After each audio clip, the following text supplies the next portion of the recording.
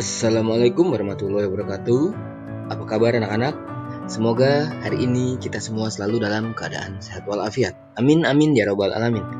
Oke anak-anak, kali ini kita akan belajar tema 9, Kayaannya Negeriku, subtema 2, pemanfaatan kekayaan alam di Indonesia, pembelajaran 4. Anak-anak, setiap kebutuhan manusia dapat terpenuhi. Salah satunya diawali dengan pemanfaatan sumber daya alam.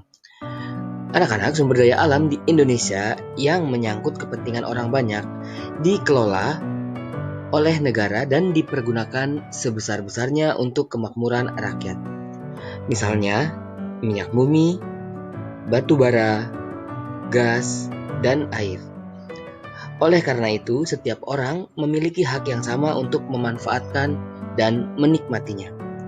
Meskipun demikian, setiap orang juga memiliki kewajiban untuk memanfaatkannya serta mengelola dan melestarikan sumber daya alam supaya tetap tersedia untuk memenuhi kebutuhan dalam jangka waktu yang lama.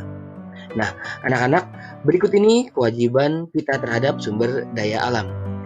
Anak-anak, ada bermacam-macam sumber daya alam. Ada sumber daya alam yang dapat diperbaharui, ada juga sumber daya alam yang tidak dapat diperbaharui sehingga dapat habis jika digunakan secara terus-menerus. Nah, anak-anak, kewajiban kita adalah melestarikannya. Adapun kewajiban terhadap sumber daya alam dalam kehidupan sehari-hari adalah sebagai berikut.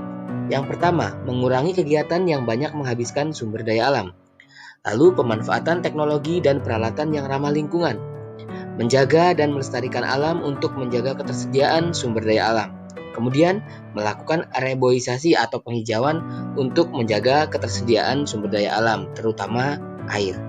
Lalu menggunakan energi alternatif untuk mengganti sumber energi utama, serta menghemat penggunaan sumber daya alam. Nah, anak-anak, itu adalah kewajiban kita terhadap sumber daya alam. Selanjutnya yaitu hak memanfaatkan sumber daya alam. Nah, anak-anak, setelah kita melaksanakan kewajiban terhadap sumber daya alam, barulah kita memiliki hak untuk memanfaatkan sumber daya alam tersebut.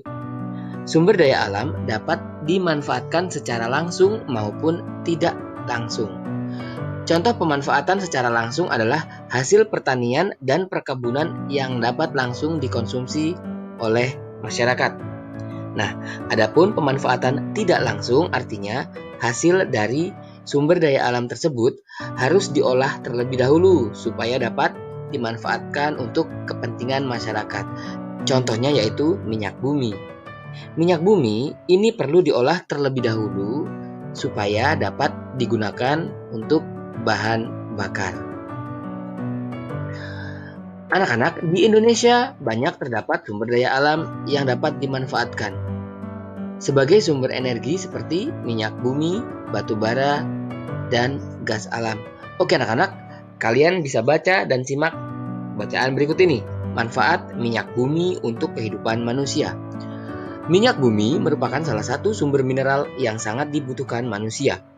Minyak bumi didapat dari sumbernya yang berada di bagian kerak bumi. Proses pengambilannya dengan cara dibor pada kilang-kilang minyak. Tidak bisa terbayang seandainya minyak bumi habis. Keberlangsungan hidup manusia akan banyak masalah dan kacau. Terbentuknya minyak bumi berlangsung selama jutaan tahun. Ketika tanaman dan hewan terkubur di lapisan kerak bumi. Semua sisa tanaman dan hewan tergerak ke kerak bumi oleh karena pergerakan lempeng bumi. Semua sisa tanaman dan hewan tersebut kemudian menjadi fosil dan bereaksi dengan gas alam. Reaksi dengan gas alam akan mengubah fosil menjadi cairan hitam yang disebut minyak bumi. Minyak bumi inilah yang memiliki banyak peran dalam kehidupan manusia. Salah satu hasil pengolahan minyak bumi adalah gas cair. Gas cair merupakan produk dengan nilai lebih tinggi dibandingkan bahan bakar lain. Untuk mendapatkan gas cair, minyak bumi harus diolah dan diproses dengan penyulingan dan pemurnian khusus. Minyak bumi harus diolah terlebih dahulu supaya bisa dimanfaatkan. Proses pengolahan minyak bumi dilakukan secara bertahap dan bertingkat. Hasil dari pengolahan minyak bumi menjadi bahan bakar minyak residu seperti bensin, solar, bensol, oli, dan minyak tanah. Beberapa bahan bakar ini digunakan sebagai bahan bakar kendaraan bermotor. Hasil lain dari proses pengolahan minyak bumi juga sangat berperan dalam industri kimia. Beberapa produk dihasilkan dari olahan minyak bumi, antara lain ada cat minyak, cat dinding, cat besi, aspal, dan beberapa produk plastik. Hasil lain pengolahan minyak bumi ternyata juga masih bisa dimanfaatkan untuk kehidupan manusia. Minyak mentah juga dapat menjadi sumber polimer. Polimer ini sangat penting sebagai komponen untuk beberapa jenis industri. Salah satu industri yang memakai polimer dari minyak bumi adalah industri plastik.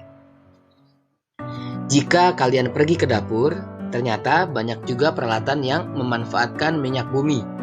Alat-alat dapur seperti kulkas, kunci pintu, oven, kursi, dan meja ternyata juga menggunakan minyak bumi dalam proses pembuatannya.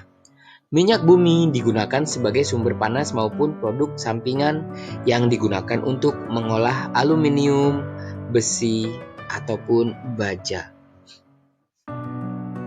Nah, anak-anak, salah satu kewajiban manusia adalah menjaga lingkungan alam. Lalu, apa yang terjadi jika manusia tidak melaksanakan kewajiban tersebut?